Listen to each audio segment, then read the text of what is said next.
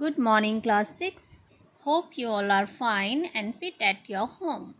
Here I am going to teach you summary of chapter 1, A Tale of Two Birds. Okay, this is from your supplementary book. Okay, class, let us start our story. A Tale of Two Birds. A Tale of Two Birds is a summary about a mother bird who lives in a forest. She has two babies who are newborn that also live with her. The nest in which the mother bird lives is in a tall tree. Okay. On a stormy night filled with thunder, lightning, rain, the wind starts blowing fiercely. Okay. It causes the tree to fall down, which result in the death of mother bird. अब क्या होता है कि जो mother bird है उस दिन बारिश तूफान के कारण पेड़ नीचे गिराता है और जो मदर बर्ड होती है वो उसकी डेथ हो जाती है. Consequently, the wind blows away the little birds. और क्या होता है फॉर्चुनेटली मीन्स कि कॉन्सिक्वेंटली यानी अचानक ही वो दोनों बच्चे जो बेबीज़ हैं वो बहुत दूर उड़कर चले जाते हैं. After the storm passes one bird find itself near cave. और जब स्टॉर्म्स पूरा हो जाता है पास हो जाता है इट मीन्स जब वो ख़त्म हो जाता है स्टॉर्म तो एक बर्ड उसको कहाँ पाती है जो बेबी बर्ड थी केव के पास. Near that cave lives a gang of robbers. जहाँ पे कि डाकू रहा करते थे वहाँ पे वो अपने आप को पाती है.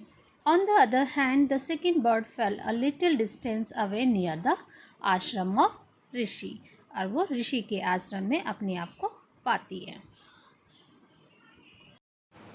Now class see the next part of this story what had happened. अब देखते हैं next part में क्या होता है. Thus the storm separated the two little birds, so in order to survive, the first one make their homes on a tree which is near the cave of the gang of robbers, whereas the second one make their nest on a tree near the ashram of the rishi. जो पहली bird थी उसने survive करने के लिए यानी अपनी जीविका के लिए अपना जो नेस्ट था वो कहाँ बना लिया था रॉबर्स की केव के पास में. ओके. और जो सेकंड थी उसने अपना जो जीविका के लिए अपना नेस्ट कहाँ बनाया था ऋषि के आश्रम में. ओके. जो ऋषि का आश्रम था उसके पास जो ट्री था वहाँ पर. As the time passes by the little birds turn young. और जैसे ही समय बीतता गया जो लिटिल बर्ड थी वो क्या हो गई थी यंग हो गई थी. On one fine day a king is visiting the area nearby as he follow a deer. और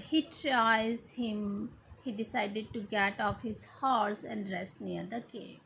अब वो उसको फॉलो करते करते कौन किंग बहुत ज़्यादा थक गया था.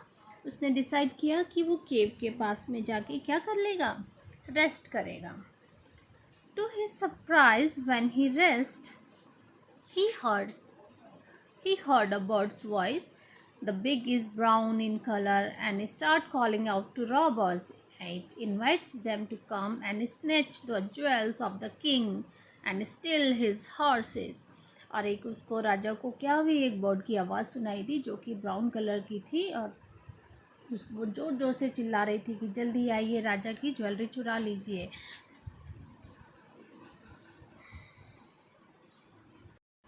To hear the sound of that bird, king scares, and he thought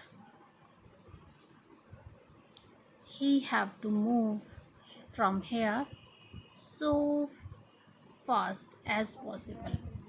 अब जो राजा था वो जो बर्ड की बातें सुन रहा था बैठ के उसको ऐसा लगा कि उसे जल्दी से ये वाला जो एरिया है यहाँ से मूव ऑन कर लेना है. ओके. ही रीचेस द ऋषि आश्रम सून. और जल्द ही वो ऋषि के आश्रम में पहुँच जाता है. And sit down under the tree once again to rest. और दोबारा से वहाँ ट्री के पास बैठ जाता है रेस्ट करने के लिए. What happen next surprise him. अब उसको दूसरा सरप्राइज क्या मिलता है. He hears a bird which welcomes him and ask him to take rest inside the ashram. वहाँ उसको एक बर्ड दिखती है जो उसका वेलकम करती है और उसको आश्रम के अंदर जाने को कहती है. He looks at it. It it resemble the same brown in color. उसे याद आता है ये तो वही बर्ड है जो कि कहाँ मिली थी, उसे केव के पास मिली थी और वो उससे उसको रिजेंबल करता है. इट मीन्स कलर में भी सेम है, हाइट भी सेम है, मीन्स कि दोनों एक जैसे ही लग रहे थे. Which he saw earlier near the cave. अब वहाँ पे राजा सोच में पड़ जाता है. Thus it confusion him how similar looking birds they can be contrasting. अब उसको कन्फ्यूज़न हो जाता है कि कैसे ये दोनों बर्ड्स एक दूसरे में मतलब डिफरेंट नेचर की लगती हैं. मीन्स देखने में तो सेम है बट नेचर इनका बहुत ज़्यादा डिफरेंट है. The Rishi clear his confusion.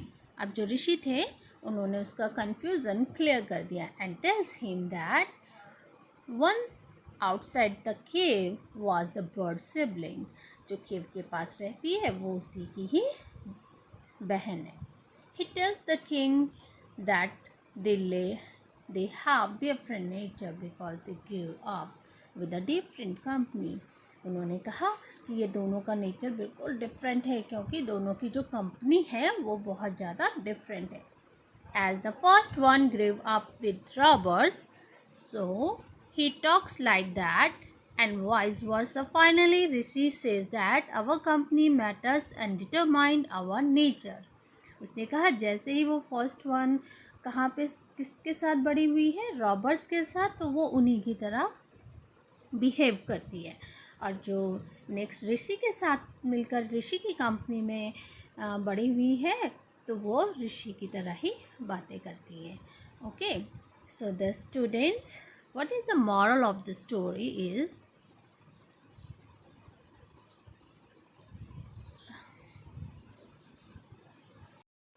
now class I am going to teach you the moral of the story. A Tale of Two Birds summary teaches us that we make friends with good natured people. If we live in the company of bad people, we will also turn out like them.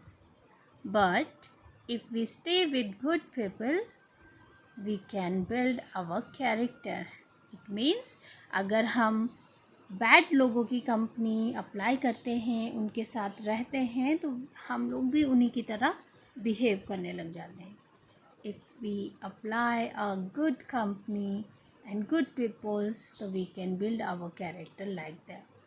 It means कि हम उन्हीं की तरह behave करेंगे जैसी हमारी company होती है. Okay class, have a good day. I hope you understand the story very well. Bye.